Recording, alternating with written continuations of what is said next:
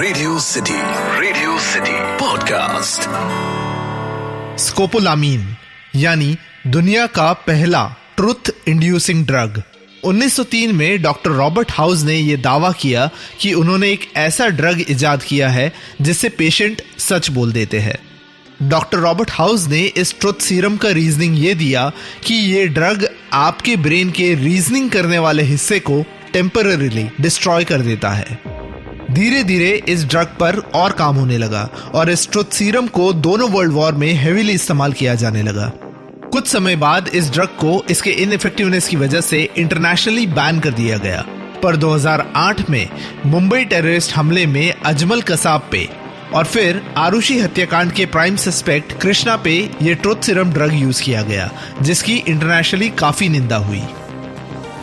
Lawyer lawyer नाम की एक इंग्लिश फिल्म जिसे हिंदी में कॉपी किया गया विद द नेम क्योंकि मैं झूठ नहीं बोलता, उसमें भी गोविंदा का कैरेक्टर अपने बेटे की एक विश के कारण सिर्फ और सिर्फ सच बोलने लगता है। कोर्ट सीन्स का फिल्मी वर्जन देखा जाए तो अक्सर गवाही देने वाला कहता है, मैं गीता पे हाथ रख के कसम खाता हूँ कि मैं सिर्फ सच कहूंगा और सच के सिवा और कुछ नहीं कहूंगा। यूनिवर्सिटी ऑफ विस्कॉन्सिन की 2021 की एक रिसर्च के अनुसार एक इंसान ऑन एन एवरेज दिन में 2 बार झूठ तो बोलता ही है, पर झूठ से ज्यादा मुश्किल होता है सच का सामना करना। कहा जाता है कि हमारी लाइफ में लोग अलग अलग पर्पस से आते जाते रहते हैं, पर कुछ ऐसे लोग होते हैं जो हमारी लाइफ में सिर्फ इसलिए आते हैं ताकि वो हमें सच बता सके, भले ही कितना भी कड़वा सच हो।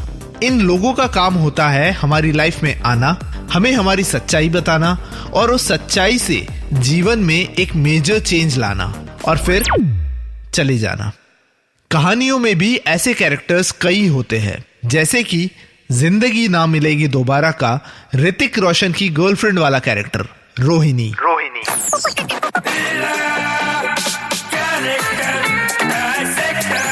Character dissector with Atiq.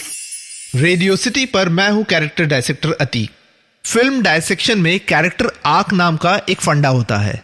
Basically एक कहानी के कैरेक्टर में एक बदलाव का कारण, एक चेंज लाना और पॉइंट ए से पॉइंट बी तक जाना, इसे कहते हैं character arc.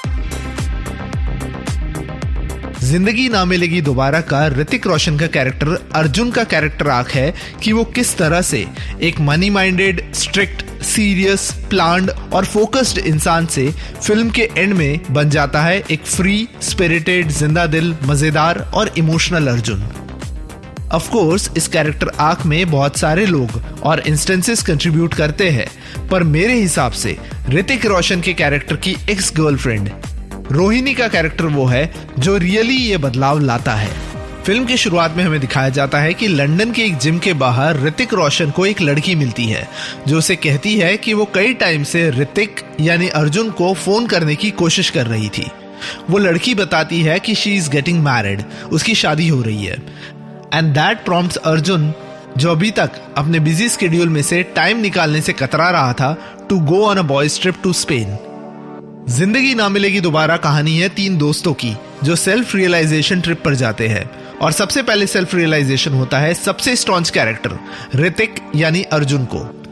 Arjun deep sea diving करता है and he realises what he is missing in his life.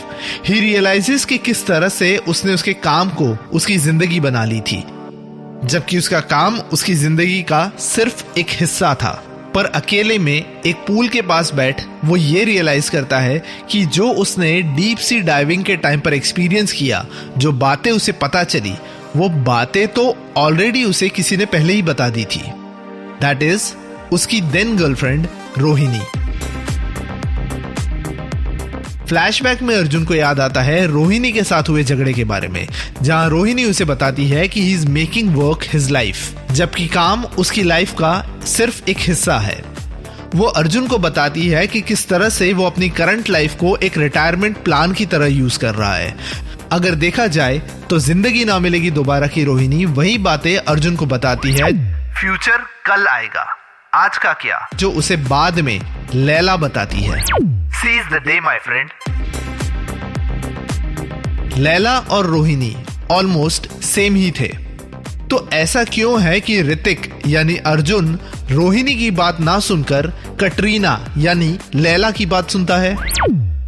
कहते हैं कि सच हमेशा कड़वा होता है, इसलिए हम अक्सर सच को एक्सेप्ट करने से कतराते हैं। अर्जुन की एक्स गर्लफ्रेंड रोहिणी उसे मुंह पर सच बोल देती है, जैसे वो उसे मुंह पर बोल देती है कि अर्जुन ने वो अपार्टमेंट इसलिए खरीदा ताकि वो उसके फ्रेंड्स को इस अप मार्केट एड्रेस से इंप्रेस कर सके। रोहिणी उसे मुंह पर बोल देती है कि वो पैसों को ज्यादा अहमियत देता है। उसे मुंह पर बोल देती है कि उसके फ्यूचर प्लानिंग के कारण उसका प्रेजेंट सफर हो रहा है।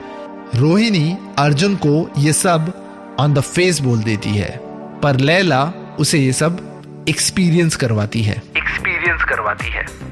2021 में फरहान अख्तर ने अपनी नेक्स्ट डायरेक्टोरियल फिल्म जी ले जरा की अनाउंसमेंट की, जो जिंदगी ना मिलेगी दोबारा की तरह एक रोड ट्रिप मूवी होगी।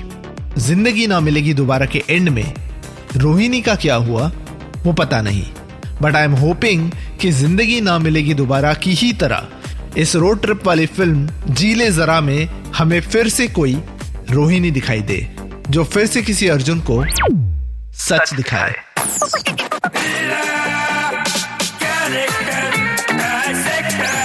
Character dissector with Atiq. इस पॉडकास्ट का फीडबैक देने के लिए मेल करें podcast@myradiocity.com या इंस्टाग्राम पे कैरेक्टर डाइसेक्टर विद अतीक पे DM करें। Radio city podcast.